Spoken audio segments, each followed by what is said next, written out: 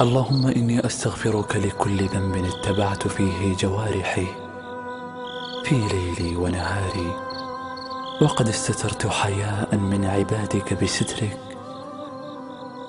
فلا ستر إلا ما سترتني به. فإلى متى يا رب أعصي وتمهلني؟ فلك الحمد ولك الشكر، ولطالما عصيتك فلم تؤاخذني، وسألتك على سوء فعلي فأعطيتني.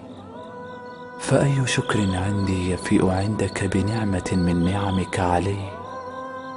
فاغفر لي واغفر للمؤمنين والمؤمنات يا خير الغافرين، يا خير الغافرين، يا خير الغافرين.